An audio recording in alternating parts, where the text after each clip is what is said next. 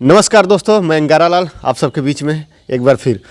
दोस्तों, हम हैं चंदौली ज़िले में और चंदौली ज़िले का यह एक गांव है जहां पे हम पहुंचे हुए हैं और यहां पे हमारे साथ हैं बाबा जी हैं, गुरु जी हैं। लोगों को जो भी बीमारियां होती हैं उनका इलाज करते हैं, दवा दुआ सब कुछ करते हैं। तो इस समय चुनावी का माहौल चल रहा है, तो चुनाव में एक राम मंदिर और बाबा विश्वनाथ का जो मंदिर का निर्माण हो गया, पहले क्या था और आज क्या हो गया है, तो एक आस्था के प्रति क्या विचार लोगों का बदला होगा इस समय। और अभी कुछ लोग जो है उस पर राजनीति बहुत ज़्यादा कर रहे हैं, तो उनके बारे में चर्चा होगी। तो सर, स्वागत है आपका। हाँ, धन्यवाद। मैं मनोज कुमार द्विवेदी, पूरा चेतादेवी धानापुर सकलडीहा चंदौली से। आपने प्रश्न अच्छा किया है। माहौल राजनीति से उत्प्रेरित भी है, क्योंकि मतदान होने वाला है। 7 तारीख को यहाँ मतदान होगा। बहुत चुनावी मुद्दे बहुत लोगों के हैं, चाहे सपा के हों, कांग्रेस के हों, बसपा के हों, भाजपा के हों। सब अपनी काबिलियत तो प्रस्तुत कर रहा है और ये सभी पार्टियां, सबके कारनामे तो जनता के सामने कई बार हो चुके, चाहे वो जिस पार्टी के हों। लेकिन धर्म और राजनीति के आधार पर अगर दृष्टिगत किया जाए तो जो वर्तमान सत्ता चल रही इसमें भाजपा की, वो सराहनीय है। और इस स्थान से जो वक्तव्य दिए जा रहे हैं ये राजनीति से उत्प्रेरित नहीं है, क्योंकि सभी पार्टी के लोग तो हमारे विशेष भाग हैं, खास लोग हैं। हर पार्टी के सभी समस्त लोग हमारे खास हैं। तो पार्टी विशेष से यह बात मैं नहीं कर रहा हूँ। मैं जो हकीकत है, जो ओरिजिनलिटी है, उस आधार पर मैं बात कर रहा हूँ कि जो कार्य नहीं हुए थे कभी भी, जैसे 35 से 370, ST/SC, नोटबंदी आदि आदि, अयोध्या मंदिर, विश्वनाथ मंदिर, इतना भव्य इनका प्रोग्राम हुआ और कार्य में सफल रहे। लोगों ने कहा कि इस पर हाथ लगाने के बाद आग का बारूद निकल जाएगा, बहुत खून खराबा हो जाएगा। लेकिन देखिए, कहीं कुछ भी नहीं हुआ और हमारे सभी लोगों ने समर्थन किया। जिसको लोग कह रहे थे कि बवंडर करेंगे, वो भी हमारे साथ में मिल के चले। मुसलमान भाई भी, नाम मैं ले रहा हूँ, मुसलमान भाई भी, वो कदम में कदम मिला करके चले और उसका समर्थन किए। ये तो विशेष राजनीतिज्ञ बनने वाले लोग, विशेष पार्टी को अपने उनके कार्यों को अपेक्षित करने की नियत से अपने प्रस्ताव को आगे बढ़ाना चाहे और कहे कि यह काम गलत है, नहीं होना चाहिए। लेकिन यह काम गलत नहीं रहा, बहुत सराहनीय रहा। पूरी जनता सराहना करती रही। यही नहीं, जब नोटबंदी हुआ था, GST लगा,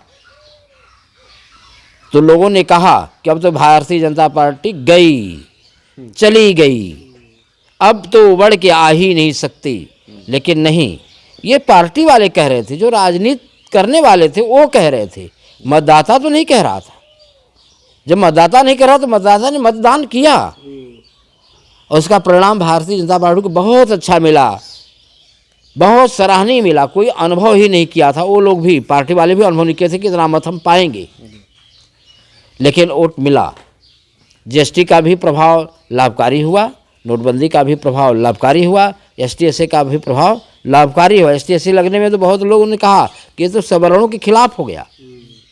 कुछ सवर्ण भाई जो थे उनके दिमाग में आया कि खराब है, उन्होंने विरोध भी किया। लेकिन फिर बाद में जब समझदारी आई कि नहीं, ST/SC भी अच्छा है, खराब नहीं है, तो वो समर्थन में आए और मतदान फिर वही लोगों ने भारतीय जनता पार्टी को करके भारी मतों से दूसरी बार भी जिता करके आगे कर दिया। बहुत लोग कहते हैं कि पहले जो है ठाकुर का बाभन का राज चलता था और इस सरकार में फिर से वही राजपाट आ जाएगा और गरीब का जो छोटी जाति के हैं उनका उद्धार नहीं है। और हम जहाँ पे हैं इस समय इस क्षेत्र में अगर देखा जाए चंदौली में, तो इधर आप भी बड़े कास्ट के हैं और बहुत लोग हैं बड़े कास्ट का, तो इस पे सर क्या विचार देंगे आपकी जो लोग सोच रहे हैं इस बात को कि ये पहले जैसा फिर से जो है ठाकुरों का राजपाट आ जाएगा? नहीं, ये ऐसी बात नहीं है।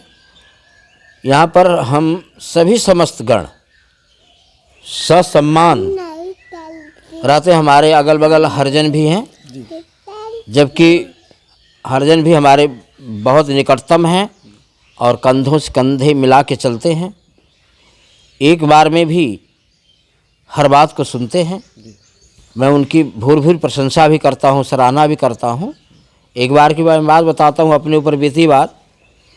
हम किसी क्षेत्र से आ रहे थे, छोटा सा गट्ठर हमारे सर पर था और उस गट्ठर को हरिजन के 2 लड़के देखे और वो लड़के देखते हैं तो बड़ा आश्चर्यप्रद होते हैं और दौड़ करके आते हैं कि अरे बाबा, हम लोग क्यों हैं, आप रुकिए। गट्ठर उतार लेते हैं और गाड़ी मंगा कर गाड़ी से गट्ठर समेत हमको छोड़ते हैं। हरिजन के लड़के थे, पढ़े लिखे लड़के थे। कितना आदर दिया हमको, वो हम अपने मन में बहुत सराहना के रूप में देख रहा था कि देखिए क्या हवा लोग उड़ाते हैं, किस प्रकार की बात करते हैं। अगर हमसे उनसे दूरी होती तो हमें इतना सम्मान वो नहीं देते। और आज भी हम सभी समस्तगढ़, चाहे किसी भी जाति धर्म से हों, हमारे गांव में जुलाहा मुसलमान भी हैं, लेकिन उनके कार्यों में हम लोग संलिप्त होते हैं और वो भी हमारे कार्य में संलिप्त होते हैं और उनके कार्य को हम लोग श्रद्धा से आगे बढ़ाते हैं, सहयोग करते हैं। वो भी हमारे सहयोग में लगे रहते हैं। ये हमारे यहाँ की परिपाटी है, चली आ रही है पूर्व से, बहुत कालों से। और यानी कि अब देखा जाए तो शिक्षा ही जो है सबसे बड़ा, प्रमुख, शिक्षा ही प्रमुख चीज़ है जी। शिक्षा का कुछ अभाव रहा तो अभाव रहने के कई कारण थे। धन उपार्जन ही नहीं था। बहुत गरीब लोग भी शिक्षा में बहुत आगे निकल गए थे और कुछ धनी भी शिक्षा में बहुत पीछे हो गए, क्योंकि उनका जो गार्जियनशिप जो था वह सही नहीं था। गार्जियनशिप सही नहीं होने की वजह से शिक्षा स्तर बहुत नीचे रहा। लेकिन अब शिक्षा स्तर हमारे जनपद में ही नहीं, पहले हमारा जनपद वाराणसी रहा करता था। वाराणसी तो शिक्षा का गढ़ ही माना गया।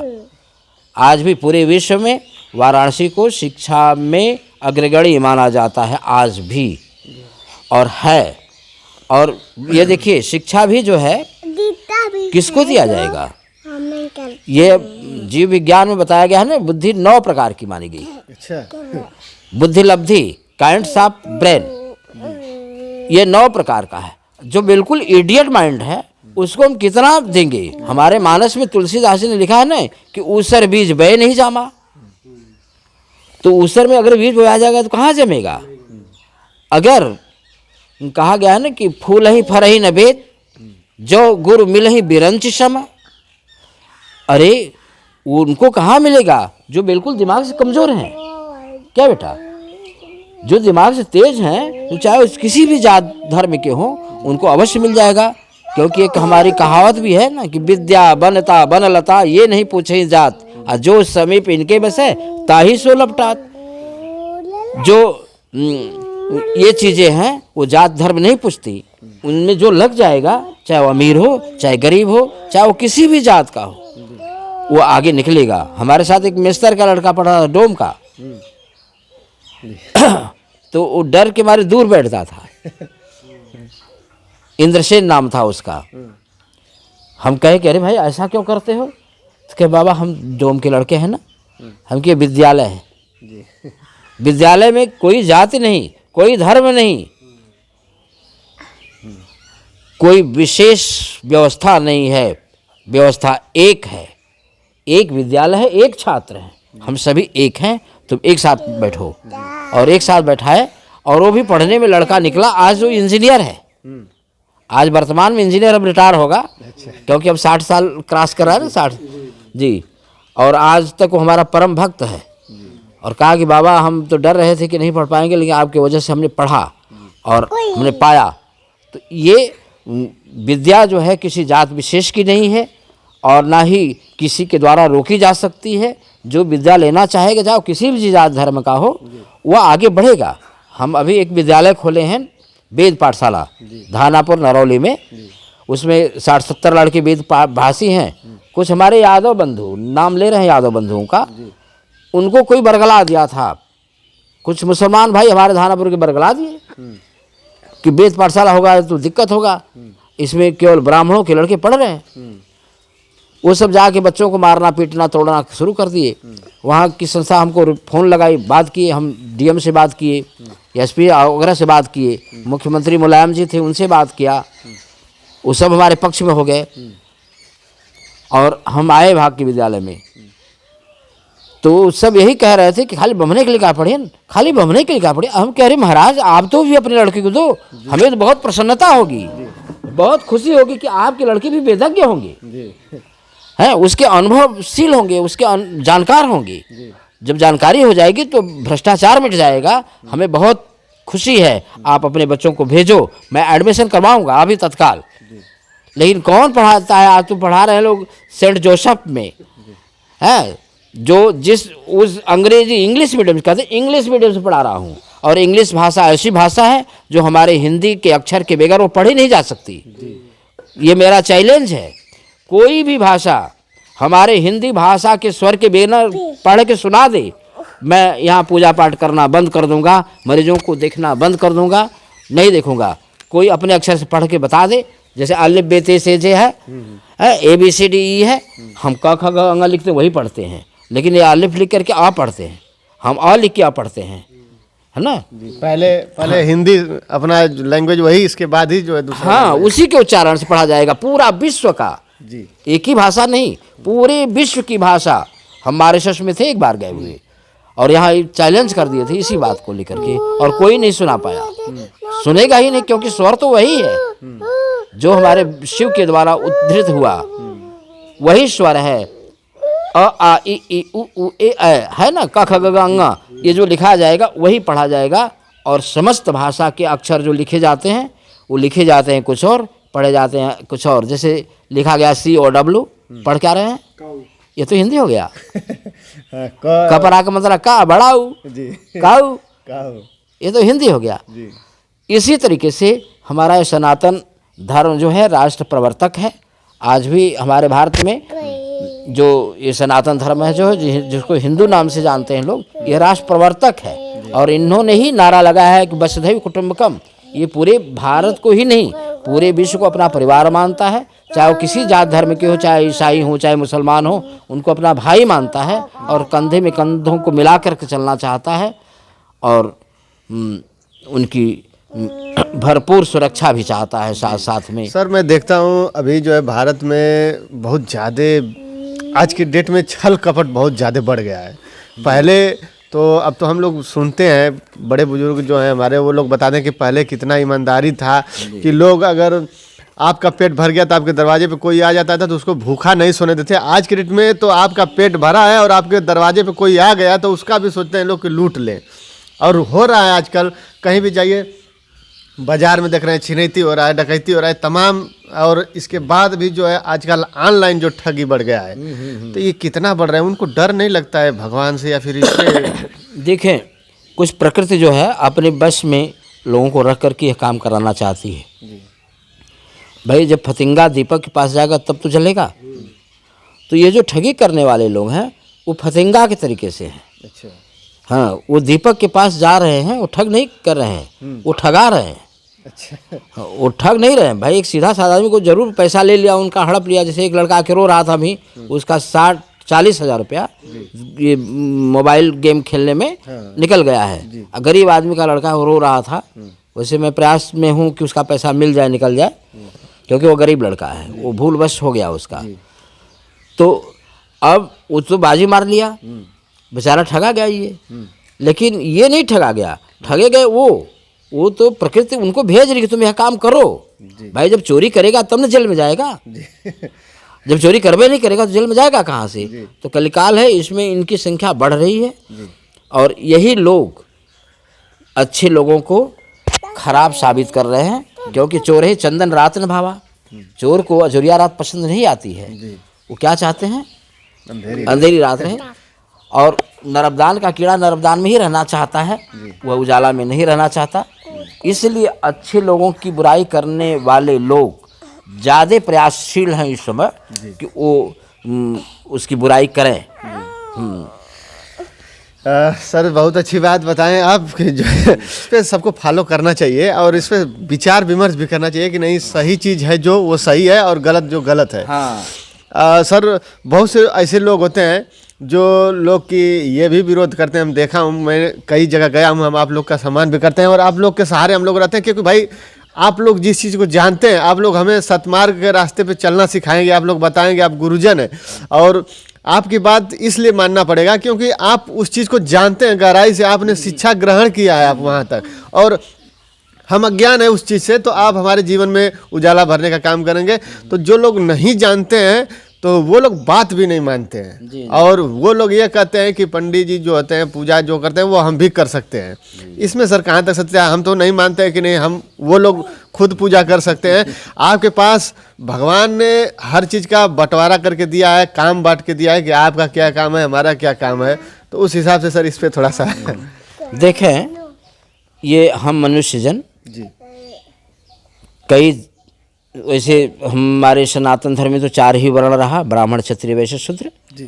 लेकिन जब समाजवाद आदि कार्यक्रम चालू हुआ, यहूदी वगैरह जब भारत में आए तो जातियों में विभक्त किया। ये 1200-1300 वर्ष पहले की घटना है। उसके पहले नहीं था जाति धर्म, उसी पर वर्ण व्यवस्था थी और सभी बराबर थे, कोई छोटा बड़ा नहीं था। लेकिन कार्य करने की क्षमता भिन्न भिन्न थी और सब अपने कार्य को उचित मान करके वो काम करते थे, भयवश नहीं करते। जैसे धोबी कपड़ा धोता था, घर से ले जाता था, लेकिन वो श्रद्धा भाव से धोता था, भयवश नहीं कि फलाने ना धो तो मराई पिटाई लगा ना। लोहार लोहारी करता था, वो भयवश नहीं। नाव जो है बाल बनाता था घर घर जाके, वो श्रद्धा भाववश, और उसको उचित मुआवजा मिलता था। उसको ये भी नहीं था कि वो कंगाली हालत में हो। जितना एक अच्छे कृषक को पैदा होता था उससे बढ़ चढ़ करके इन लोगों की पैदा हो जाती थी, क्योंकि किसान सभी लोग देते थे। ज़्यादा गल्ला लग जाता था, खरियान होता था। हाँ, कुरी। अब बात रही पूजा पाठ की, तो उसी तरीके से ब्राह्मणों को पूजा पाठ करने की व्यवस्था दी नहीं गई। ये प्रकृतिबद्ध है, ये प्रकृतिबद्ध है। इनको भूसुर कहा गया, पृथ्वी का देवता कहा गया। इसी नाथकारे एक ब्राह्मण बालक अगर आ जाए तो उसको लोग श्रद्धा से प्रणाम करते, पंडित जी प्रणाम, डर बस नहीं करते हैं। वो कहते हैं क्या प्रणाम करो, लेकिन एक वृद्ध आदमी भी क्या कहता है, पंडित जी प्रणाम, क्या बेटा करता है ना, पंडित प्रणाम। हाँ, कुछ ब्राह्मण जन कलिकाल के प्रभाव से, हमने प्रकृति की बात कही ना, प्रकृति की वजह से ये शापित हैं और गलत काम करना शुरू कर दिए हैं, अपने पद से वंचित होते जा रहे हैं। जैसे शराब पीना, मदिरा मांस आदि खाना पीना, वेश्यावृत्ति करना, अपने धर्म से जाना। इसी को वशिष्ठ जी ने भरत जी को समझाया ना कि सोचिए विप्र जो वेद बीना अतज निज धर्म विषय लवलीना। यह लोग सोचनीय हैं। इन्होंने ब्राह्मणों के अन्य कार्यों को स्थगित करने का प्रयास किया, दुष्कर्म करके, इस प्रकार की व्यवस्था ला करके। नहीं तो ब्राह्मण है, ब्राह्मण तो ब्राह्मण है, ब्राह्मण से ही लोग पूजा कराना चाहते हैं। लोग कहते हैं ठेठ में, हमारे पुराना कहा है ना कि जेकर काम वही से भावे और दूसर करे तो काटे धावे। जेकर काम वही से भावे, दूसर करे से काटे धावे। मतलब जे ब्राह्मण की व्यवस्था करते इनसे हम ना पूजा कराइब, हम ही करब कराइब। वो अपन खुद जब करावे के होता है तो ब्राह्मण की बेलायत करावत है। काहे करावत है? वो कारण कि जानत है कि हम दक्षिणा हमारा के ले ही, दूसर जात ले ही नहीं, और जो दूसरे के से हम कराइब तो हमें संतुष्टि भी ना हुई कि हमारी पूजा सही भल की ना भल। तो वो प्रयास करी कि आस्था भी रहेला। हाँ, आस्था भी, लगाव है ना, ये जनजात है। जैसे ये क्लासिफिकेशन वगैरह भी ले लिया जाए, क्लासिफिकेशन में अब जैसे पक्षी का क्लासिफिकेशन लिया जाए तो मेन काइंड्स ऑफ बर्ड्स, बहुत प्रकार की चिड़िया, जैसे बाज हो गया, कबूतर हो गया, मैना, कौवा आदि हो गए। लेकिन बाज का काम क्या है? नित मारना, नित मारे नित खाए। वही बाज बेगर हथियार का किसी पक्षी को पकड़ के लेके भाग जाता है। क्या बेटा? जब शिकार करता है ना। उसी तरीके से स्नेक में आ जाए, सांप में। अब डोढ़ा को कहो कि फूको फूको, कहाँ से फूकेगा? फूकेगा तो नाग ही। और लोग कहेंगे अरे ये बड़का हवा है। का बा? बड़का हवा। उसे पशु में भी आ जाए। हाँ, सिंह देखिए, मांसाहारी जीव है। अब उससे मुकाबला कर दिया है कि नहीं ये गैया कर ले या भेड़ बकरी कर ले, तो असंभव चीज़ है ना। ये नेचुरली चीज़ है। अब नेचुरली चीज़ को अगर कोई बदलना चाहेगा कि नहीं ये कन्वर्ट हो जाए, ये वही हो जाए, तो कैसे होगा? चलिए बाबा जी, अब आखिरी में हम लोग फिर से राजनीति में चलेंगे। अब ये थोड़ा आस्था की, थोड़ा सा आस्था में, ताकि सभी लोग का विश्वास होना चाहिए भगवान के प्रति, और जहाँ पे आप विश्वास करेंगे वहीं आपको भगवान मिल जाएंगे। जिस रूप में भगवान को चाहेंगे उसी रूप में भगवान आपको मिलेंगे। तो आपके ऊपर है, आप भगवान को किस तरह से पाना चाहते हैं। सर, राजनीति में अब आते हैं हम लोग। तो अभी जो है राम मंदिर निर्माण हुआ, बाबा विश्वनाथ का जो है निर्माण हुआ, अब मथुरा की बारी है। इस पे आपका क्या ख्याल है कि मथुरा का भी जो है निर्माण होगा, तो ये राम मंदिर और यहाँ का जो विकास हुआ, इसमें क्या आप कहेंगे सर? ये बहुत अच्छे काम हुए हैं। राम मंदिर का भी काम बहुत अच्छा हुआ है, विश्वनाथ जी का भी काम बहुत अच्छा हुआ है, और मथुरा का भी काम बहुत अच्छा होगा। क्योंकि अयोध्या में भी हम गए हुए थे, वहाँ के मुसलमान तैयार थे, और आज भी मुसलमान उस मंदिर में काम भी कर रहे हैं। अच्छा जी, मथुरा हम गए हैं, वहाँ के मुसलमान जो वहाँ बैठते हैं, जहाँ भगवान कृष्ण का जन्म हुआ है, जो इसको कारागार कहा जा रहा है, उसमें एक टूटा सा बक्सा है और फटी सी दरी है। वहाँ मुसलमान कहते हैं कि अरे प्रभु, कैसे भी भगवान कृष्ण का मंदिर बन जाए, तो ताकि हम लोगों का बिजनेस बढ़ जाएगा। वो बिजनेस की तैयारी में उस मस्जिद और आदि के करबला की तैयारी में नहीं कि यहाँ बने, क्योंकि उससे कोई प्रोडक्ट होगा ही नहीं, कोई पर्यटन स्थल भी नहीं बन पाएगा। और ये जब कृष्ण का बन जाएगा तो पर्यटन स्थल बन जाएगा, बहुत बड़ा विकास होगा। तो वहाँ की समस्त मुसलमान भाई भी अपना विकास करेंगे, रोजगार मिलेगा उनको। इसलिए वहाँ के सभी मुसलमान वो भगवान कृष्ण के मंदिर को बनाने के पक्ष में है। ये तो वो विरोध करते हैं जो पार्टी में है जी। जो भाजपा विरोधी ही पार्टी है, वो विरोध कर रहे हैं कि ना ये बहुत खराब काम है, हंगामा हो जाए, मार हो जाए, न हुई। कहाँ हुआ? कहीं कुछ भी नहीं हुआ। वहाँ भी मथुरा भी मुसलमान ही बनवाएंगे मंदिर। जी, लेकिन जो कोई बहुत से ऐसे युवा भी हैं, वो लोग कह रहे हैं कि ये बाबा लोग हैं और बाबा वाला काम कर रहे हैं, और युवाओं को रोजगार चाहिए। जी, तो हाँ, रोजगार भी मिलेगा, लेकिन पात्र होगा तब तो। जी, जब पात्र नहीं है, अभी एक लड़का गाली दे रहा था योगी जी को, और कहा कि मैं बीएड कर लिया हूँ, बीएससी भी किया हूँ, एमएससी भी कर लिया हूँ, और उससे मैंने पाई का मान पूछ दिया कि भाई पाई का मान कितना होता है बता दो। नहीं बता पाया। 22/7 नहीं बता पाया। फिर बताया कि अच्छा चलो 22/7 होता है, उसका दशमलव बना दो। नहीं बता पाया। हम कहे भला बताओ, तुम अगर टीचर हो जाओगे तो क्या पढ़ाओगे? अब योगी जी कैसे तुमको रखेंगे? योगी जी तो एक सुपात्र को रखेंगे जो बच्चों को पढ़ाए, ताकि 10,000 बच्चे प्रति साल अच्छे निकलें। जो टीचर पढ़ाए, विद्वान पढ़ाए, ताकि विद्वान छात्र जब निकलेंगे तो हमारे राष्ट्र का अच्छा निर्माण होगा। वो अच्छे निर्माण के चक्कर में है, घटिया निर्माण के चक्कर में नहीं है। इसलिए अपात्र को कभी नहीं रोजगार मिलेगा। वो तो जिस लायक होगा वैसा रोजगार मिलेगा, न कि शिक्षा का रोजगार मिलेगा या किसी अधिकारी पद का रोजगार मिलेगा। देखिए कैंट पर गिर गया, पुल गिरा, वो आरक्षित था इंजीनियर जी, आरक्षित। उसको पता ही नहीं था कि किस रेंज पर हम एंगल खड़ा करेंगे। वहां भी हम भाग के गए थे। और देखिए संजोग से वह इंजीनियर भी हरिजन था, और जो मरे सब बेचारे वो भी हरिजन थे, गाजीपुर जनपद की। वो भी रिटायर होकर के आए थे। वो सब कार खरीदे थे, कार तो बिल्कुल पिछला हो गई थी। अरे पूरा खून ही खून हो गया था ना, बहुत खून ही खून हो गया था। सर्वे हुआ तो वही मिला। अगर योग्य होता तो फिर क्यों होता? अब आरक्षण में वो 60% से नीचे हैं, हो गए। और जो योग्य है वो 90% पाके नहीं हुए, क्योंकि उनको चाहिए 92%। जैसे अभी टेट का परीक्षा निकल रहा है, उसमें 80% वाला हो जाएंगे और 90 वाला नहीं होंगे। भला बताओ 80 वाला कहाँ मुकाबला करेगा 90 वाले का? वो भी मेरिट नकल की है जी। वो भी मेरिट जो है नकल की है, ओरिजिनल नहीं। ओरिजिनल भी रहता तो चलो भाई 80% तो है ज्ञान, लेकिन नहीं है तो वो रोजगार जो है, जिनको चाहिए रोजगार, शिक्षित हो करके आए और कंपटीशन में निकाल लें, 125 130 अंक लेकर के आए और तब कहें कि रोजगार नहीं मिल रहा है। मैं उनके समर्थन में हूँ। जी। अभी शिक्षा में काफ़ी सुधार भी हुआ है। बहुत सुधार हुआ है, बहुत सुधार हुआ है। अब जो छात्र निकल रहे हैं अच्छे निकल रहे हैं, जो अध्यापक जो चुन के अब नए वाले जो हो रहे हैं वो अच्छे शिक्षक हैं और अच्छा छात्र उत्पन्न कर रहे हैं, पढ़ा रहे हैं, अच्छी पढ़ाई हो रही है। लेकिन जो पहले वाले रहे हैं वो तो अभी निधि नहीं लिखने पाते हैं, आदित्य नहीं लिखने पाते हैं। अगर मयंक लिखने के लिए कहा जाए तो वो नहीं लिख पाते हैं। जी।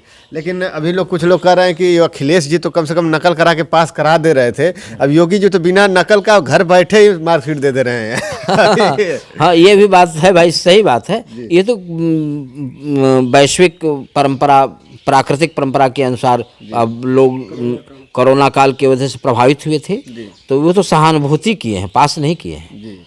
उसको पास लोग न माने, वो सहानुभूति है कि बच्चों को कष्ट न हो, कि अगर हम शायद हम परीक्षा दिए होते तो पास हो जाते, तो सबको पास कर दिए, जो उसमें चाहे अनपढ़ रहा हो चाहे पढ़ा लिखा रहा हो। इसलिए वह पास होकर के भी अध्ययन करे घर में, बगैर अध्ययन किए सोचे कि हमें सर्विस मिल जाए, हम अब इंटर कर लिए हैं, बीए कर लिए हैं, बीएससी कर लिए हैं, तो वो उसकी भूल है। वो पढ़े और पढ़ करके अच्छा अंक लाए। और जो पढ़ने वाला छात्र है कभी बेरोजगार रहा ही नहीं है, कभी बेरोजगार नहीं रहा है, ये मेरा दावा है। अभी एक यादव के लड़के को मैं इंजीनियर बनाया हूँ, बलिया जिला में है, और अथक परिश्रम किया। चंदौली, वाराणसी और गाजीपुर जनपद प्रथम छात्र था यादव का लड़का, श्याम सुंदर नाम है उसका। वो हमारा परम भक्त है।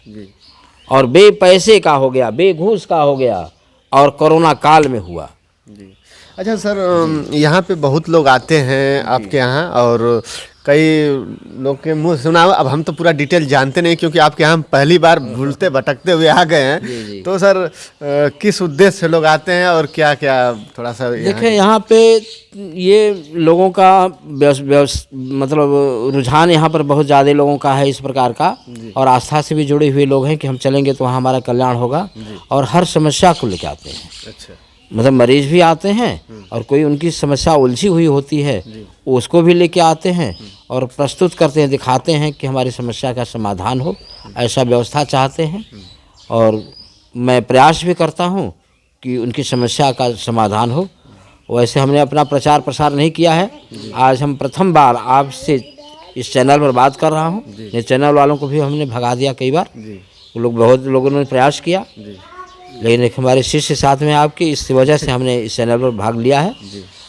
और हमने कभी भी प्रचार नहीं किया है किसी जगह, हमारा कहीं पोस्टर नहीं पाएंगे, अखबार में नहीं पाएंगे। प्रचार, इसमें प्रचार क्या, लोगों की आस्था आपके प्रति रहेगी तो प्रचार करने की जरूरत नहीं है। आप सही रहेंगे तो लोग आते रहेंगे आपके यहाँ। लेकिन बहुत दूर दूर से लोग आते हैं, हमारे भारत से ही नहीं, विदेशों से भी आते हैं, मॉरिशस से आते हैं, आयरलैंड से आते हैं, इटली से आते हैं, लंका से आते हैं लोग। अभी जुड़े भी हमारे मोबाइल में उनका है फोटो। सर एक चीज़ मैं और जानना चाहूँगा कि अभी जो चुनाव का माहौल चल रहा है, तो इस क्षेत्र में कई ऐसे विधायक हैं, सांसद हैं जो चुनाव में अभी लड़ रहे हैं, प्रचार प्रसार कर रहे हैं, तो इसमें से कुछ लोग आपके दरवाजे आए हैं, और आए हैं तो कौन कौन आए हैं, थोड़ा सा उनका देखिए, आने के लिए अब तो किसको किसको कहा जाए, राजनीति से हम लोग बहुत नहीं हैं, लेकिन आस्थावान हैं। अभी अब वहाँ से संगीता बलवंत का भी परिवार आया। अच्छा, हाँ, और वो राजकुमार गौतम जी हैं, वो भी अभी आए, कल भी हमसे मिले थे बहुत अधू से, गाजीपुर जनपद से। यहाँ से भाई सुशील सिंह वगैरह का भी परिवार आया, मनोज सिंह डब्लू हमारे गांव के नज़दीक के हैं, इसलिए उनका परिवार भी जुटा हुआ है। और चंदौली से चंद्रशेखर सपा से हैं, वो भी बेचारे हमारे यहाँ से संजोग से उनको टिकट भी मिल गया। अच्छा, और वो भी आस्था में लगे हुए हैं। और हाँ, मान रहे हैं, और भगवान जायसवाल भी वहीं से मुगल सराज से, वो भी उनका भी भाग आया यहाँ पे। लेकिन हमने यही बात कहा कि भाई जो बाल्टी से पानी खींचेगा, जितना पानी खींचेगा उतना पिएगा। आशीर्वाद दिया नहीं जाता, आशीर्वाद लिया जाता है। तो कौन कितना आशीर्वाद लेगा उसके अनुसार अब जिम्मेदारी तो उसकी बनती है। और हमारे तो सभी हैं, चाहे भारतीय जनता पार्टी के हों, चाहे सपा के हों, या बसपा के या कांग्रेस के, सभी हमारे यहाँ सभी भक्त हैं। तो मैं व्यक्तिगत आशीर्वाद तो दे नहीं सकता। हाँ, आशीर्वाद वो कितना ले लेगा, अब जिम्मेदारी तो उसकी बनती है।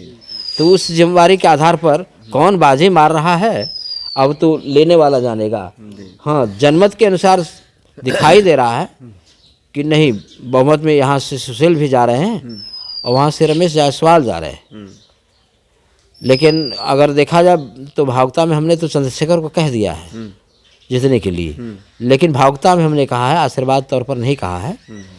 जो है सभी लोग शिक्षित हो गए हैं और सभी लोग जानकार हो गए हैं। किसी के कहने से, किसी के बहकावे में और प्रचार प्रसार करने से जनता उनके तरफ एक रुझान नहीं डालेगी। सब लोग समझदार हैं, सब लोग समझते हैं इस बात को, और उन्हीं के तरफ अपना मतदान करते हैं जो उनके हित में काम करता है, जो कुछ इस समाज को बदलाव के रूप में काम करता है।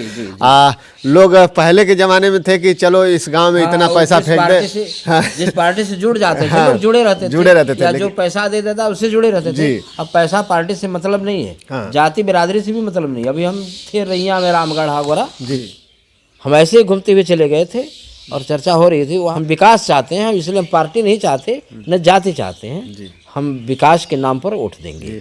करोड़ों रुपया खर्च कर देते हैं लोग टिकट लेने के चक्कर में, क्योंकि जब खर्च करते हैं इस उम्मीद से कि हम जब जीत जाएंगे तो बहुत सारा धनी का जो है आमदनी हम कर लेंगे। लेकिन धन का आमदनी करेंगे कहाँ से? सब लोग समझदार हैं, सब लोग घर बैठे मोबाइल में देख ले रहे हैं कि किस फंड से कितना पैसा आ रहा है और क्या। हाँ, कुछ लोग जो है थोड़ा बहुत डर के मारे जो है कह नहीं पा रहे हैं, लेकिन जिस हिसाब से प्रगति हो रहा है ना, अगर इसी हिसाब से रहेगा तो आने वाले समय में हर लोगों का चिट्ठा जो है सामने दिखेगा सबके मोबाइल पर। और फिर जानबूझकर भी जो है कोई चोरी नहीं कर सकता। आपके गांव में जो भी सुविधा आएगी, जो भी फंड आएगा विकास के लिए, वो हर आदमी जानेगा। पहले कहाँ कोई जानता था किसके पास क्या है, मालूम नहीं था। जो वीडियो बताता था या ग्राम प्रधान बताते, सेक्रेटरी बताते, वही जानते थे। लेकिन अब तो आज हर आदमी, हम आके आपको बताएंगे, कोई दूसरा आके आपको बताएगा, या आप बताएंगे किसी और को, सब लोग जानते हैं। तो इसलिए कोई कुछ नहीं कर सकता। जो भी विधायक या सांसद, हर कोई अगर उनके पास